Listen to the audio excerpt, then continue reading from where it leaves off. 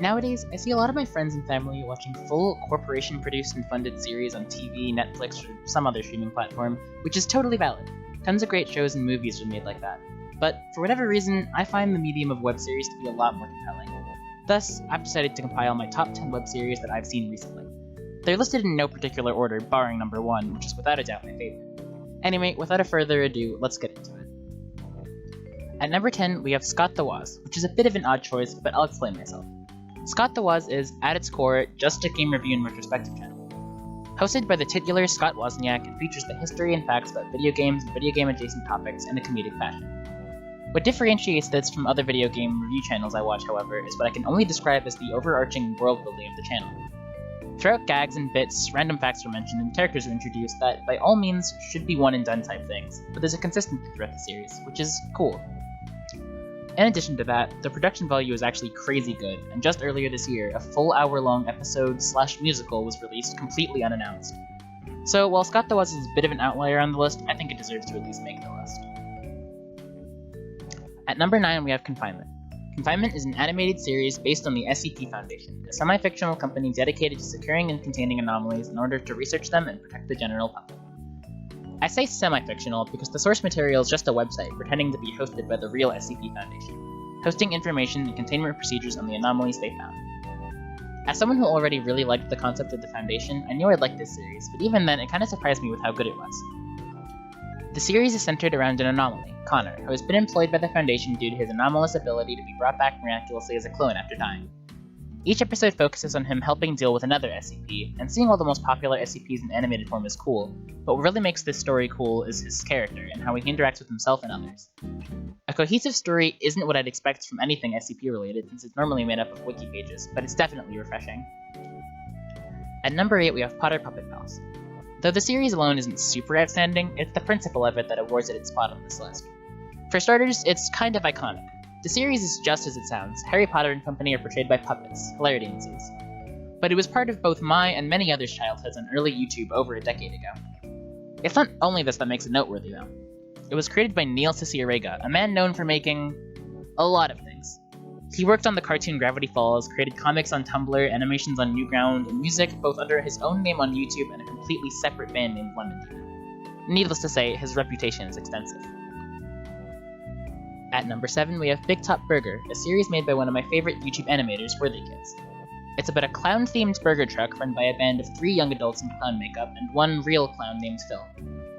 The episodes are very short, and the humor is surreal, but it gives it a very distinct charm.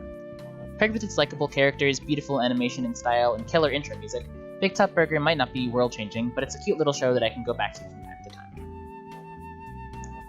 Taking number 6 and 5, we have Joel G's Ina and Hanza. Both series have such different distinct vibes, but that's what makes them both so amazing to me. Ina captures the essence of the webcore aesthetic with visuals like an old video game paired with ominous glitchiness and surrealness.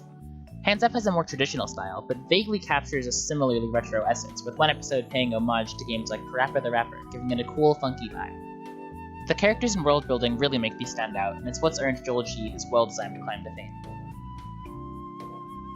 From here on out, things get weird. Number 4, Congen House is evident of that.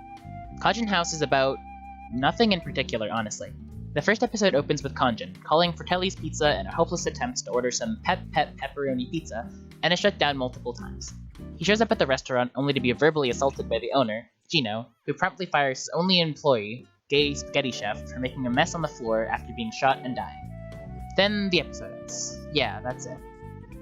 The whole series is based around stupid internet humor, which is great for someone like me who has a horrible sense of humor. In addition to this, though, the show builds a lore extending out of the show to the creator's social media and other projects about an alternate Congen named Pent, who has his own existential journey. Multimedia stories are really cool to me, and being able to sleuth for my own theories and facts was fun. Next up is number 3, Petscop, which takes the multimedia part of Congen House and goes crazy with it. The channel it's hosted on shows a guy, presumably named Paul, playing and recording a really weird PlayStation 1 game he found in a box inside his house, so that he can document what he's found. The weirdest thing to be observed about the game, though, is that it doesn't exist. Petscop, the company who created it, Garolina, and all the footage Paul has despite him supposedly playing the game live, is all fake. This is interesting enough as is, but when Paul explores the game and finds creepy things, like things symbolizing both real-world events and the narrative of children being kidnapped, experimented on, and killed, it pulls people like me right in. There's so many videos and forums online analyzing each little detail of Paul's videos, as well as researching topics that the series could be related to.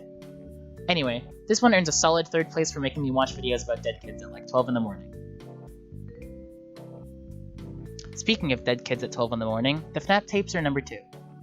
Based on the horror game series Five Nights at Freddy's, the FNAF tapes are a found footage type series, showing old VHS tapes from the fictional Freddy Fazbear's Pizzeria. They're supposed to be instructional videos for employees hoping to work at the establishment, but things obviously don't stay that normal. A little bit of precursory lore for the series. An employee at the restaurant killed 5 kids and stuffed their bodies into Chuck E. Cheese-like animatronic suits, and their souls were trapped inside said animatronics. So when there are films showcasing the behavior of them, they're obviously going to be acting abnormally. I personally love the series because it deviates from the stress and jumpscare-oriented horror of the FNAF games, instead opting to use a more psychological horror to strike fear. It also proposes a lot of cool theories and portrays the lore in a cool light, and considering how it does that all in a canon-compliant way, I'm super satisfied. And finally, at number 1, we have Half-Life VR, but the AI is self-aware, commonly shortened to Half-Life VR AI. Considering what's already on this list, it should be no surprise that I'm in love with a story based around a video game that subverts the expectations of a viewer, but this one does it perfectly. The series was recorded live on Twitch, and it was fronting as a real video game streamer Wayne Radio TV, just playing Valve's Half-Life in virtual reality. But very quickly, things become weird. The AI, as is implied by the title given to it after the series really started, wasn't behaving in predefined ways with recorded dialogue, but walking around and talking like actual people. It's played off for fun gags at first, and also throughout the entire series is hilarious, but the story ends up being amazing. It completely changes the story of the game in favor of new conflicts and antagonists, and ends with a semi-existential, semi-heartfelt goodbye that honestly almost made me cry. My short description here honestly probably isn't doing it justice, so I'll leave you with a little bit of the first episode before ending the video. Thanks for watching. Howdy. Hey, how's it going, everybody? Looks like you're in the town today. Huh? Huh? What's wrong, sir? Can I see your passport? My passport? Why do I need a? What do you mean a passport? You mean like a company ID? Doesn't have his passport. Yeah, he's telling me that you're not allowed in here. I don't have a passport. I have my Black Mesa ID. Look at his fists. They're bald. He wants to beat you up so bad. He's clenching. I'm gonna have to protect you. I'm gonna have to protect you from him. Okay. I'm gonna have to follow you around. Listen, I'm not any danger to him. I'm gonna give you. He's so upset right now. I'm in the HEVs. I'm in the fucking company suit.